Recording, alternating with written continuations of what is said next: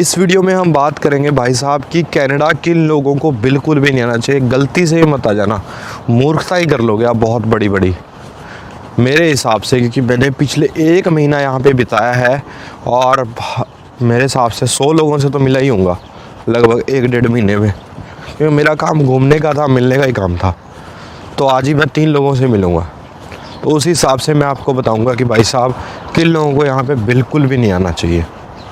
चलिए शुरू करते हैं। उन लोगों को तो बिल्कुल भी नहीं आना चाहिए जिन लोगों के पास इंडिया में घर है बहुत शानदार, गाड़ियां हैं बहुत शानदार और अच्छा कैसा पैसा आ रहा है, महीने का 50,000 लाख रुपया सेव कर पा रहे हैं इंडिया में। तो आप यहाँ पे आके फंस जाओगे भाई साहब, क्योंकि यहाँ पे भाई साहब हार्ड वर्क बहुत ज़्यादा है, ज़ीरो से आपको स्टार्ट करना पड़ेगा। एक ये बड़ी समस्या है। उन लोगों को तो बिल्कुल नहीं आना चाहिए भाई साहब जो लोग ठंड वगैरह बर्दाश्त नहीं कर सकते। मैं एक भाई से मिला, वो बोला कि मैं पैसे लगा के 20-25 लाख रुपए लगा के यहाँ पे आ चुका हूँ, लेकिन मैं ठंड बर्दाश्त नहीं कर पा रहा हूँ भाई, इतनी ठंड है यहाँ पे विंटर में। और वो कोई ऐसे शहर में नहीं है जहाँ पे बहुत एक्सट्रीम ठंड पड़ती है, नॉर्मल सी ठंड है कनाडा के हिसाब से। वो रहता है जी ब्रैम्पटन में की ठंड भी वो बर्दाश्त नहीं कर पा रहा है। तो ये भी एक वैलिड पॉइंट है। उन लोगों को भी बिल्कुल भी नहीं आना चाहिए भाई साहब। जो अगला पॉइंट है बहुत इंपॉर्टेंट पॉइंट है भाई साहब, जिनकी हेल्थ 100% सही नहीं है। भाई साहब यहाँ पे हेल्थ फ्री बिल्कुल है, लेकिन हेल्थ में आपको बहुत दिक्कत आएगी भाई साहब। किसी भी गंभीर समस्या से अगर आप जूझ रहे हो ना, जैसे शुगर हो गया, बहुत सारी छोटी छोटी बीमारियां भी हैं ना, उसको अगर आप सीरियस हो जाते हो यहाँ पे आके, तो भाई साहब इमरजेंसी में ही वेटिंग काफ़ी ज़्यादा है।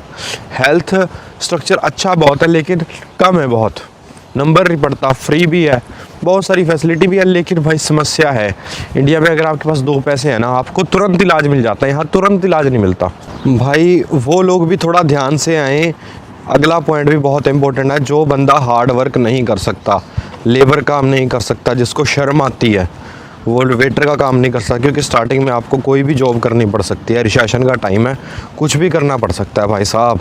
अगर आपको बहुत ऐसा लगता है कि मैं बहुत शाही बंदा हूँ, मैं ये काम नहीं करूँगा, वो काम नहीं करूँगा, नखरेबाज हो, तो भाई ना ही आए तो बेटर है। अगला पॉइंट ये है हमारा स्किल वाला।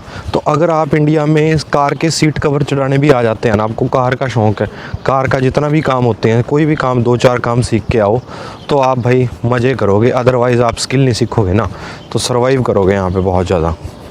एक सबसे ख़ास पॉइंट है भाई साहब, बहुत सारे लोग ना अपनी फैमिली के बिना रह नहीं पाते।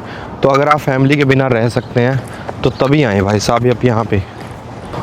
सबसे ज़्यादा इम्पोर्टेंट पॉइंट है भाई साहब, अगर आप एडजस्टमेंट नहीं कर सकते ना, जैसे बहुत सारे लोग कहते हैं कि मेरे को तो अपना पर्सनल कमरा चाहिए। स्टार्टिंग में आपको शेयरिंग रूम में रहना पड़ेगा भाई साहब यहाँ पे मोस्टली, क्योंकि आप अगर शेयरिंग पर्सनल रूम लोगे तो आपको मेहनत ज़्यादा करनी पड़ेगी और ज़्यादा घंटे लगाने पड़ेंगे। तो एडजस्टमेंट बड़ी ज़रूरी है। शायद सिंगल रूम आपको पर्सनल मिल भी जाए अगर आप स्टूडेंट आते हो यहाँ पर। बहुत सारे स्ट्रगल हैं, आप अगर एडजस्ट नहीं ना करोगे तो आप भाई साहब फंसोगे।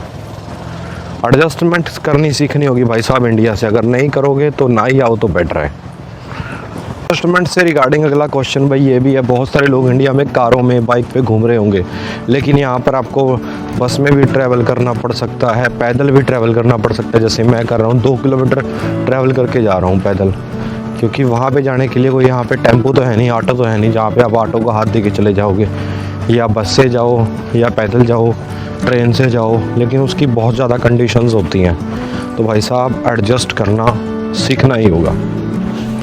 सारे लोग ना भाई इंडिया में बिजनेस कर रहे होते हैं, इंडिया में अच्छा खासा बिजनेस है, दुकान है, शॉप है, वो कनाडा आ जाते हैं। तो भाई साहब यहाँ पे आके आपको जॉब करनी पड़ेगी भाई साहब, क्योंकि आपकी जॉब वाले की PR हो जाती है। बिजनेस करोगे तो आप यहाँ पे PR में दिक्कत आएगी आपको। बहुत सारे लोगों से मिला हूँ, मालिक PR नहीं है, जो जॉब करने वाले हैं उसके पास, उसी के पास लग के PR हो गए हैं। तो इस देश की पॉलिसी है कि ये जॉब बड़े लोग ज़्यादा पैदा करना चाहता है। और सबसे बड़ी बात यहाँ पे भाई जॉब की, बिजनेस की अपॉर्चुनिटी तो है, लेकिन यहाँ पे बड़ी बड़ी कंपनीज़ का कब्जा है। जैसे वालमार्ट हो गया, बेस्ट बाय हो गया, छोटे छोटे बिजनेसेस यहाँ पे बहुत कम है, बहुत कम।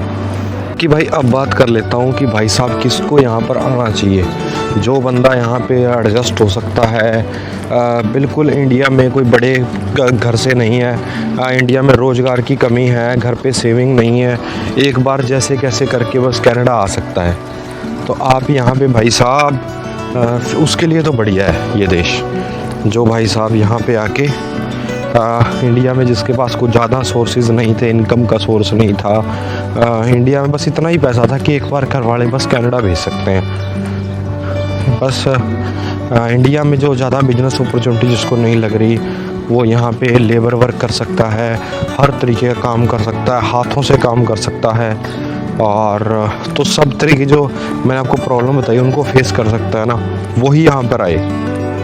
भाई साहब मैंने आपको कुल मिला के बता दिया है कि भाई साहब यहाँ पे कौन आए और कैसे आए, किन बातों का ध्यान रखिए। उम्मीद है आपको मेरा एक पॉजिटिव फीडबैक मिला होगा, क्योंकि मैं यहाँ पे घूमने के लिए आया था, लोगों से मिलने के लिए आया था, देखने के लिए आया था। पहले मेरा भी विचार था कि मैं यहाँ आके PR ले लेता हूँ, सेट हो जाता हूँ, क्योंकि यहाँ पे अच्छा खूबसूरती है, ये है, फलाना है, ढमकाना है। लेकिन यहाँ का सैड पार्ट ये भी है, देखो जी गंदगी भी है यहाँ पे। ये छोटा सा रास्ता था, शॉर्टकट था, लेकिन ऐसी सी समस्याएं भी हैं भाई यहाँ पे।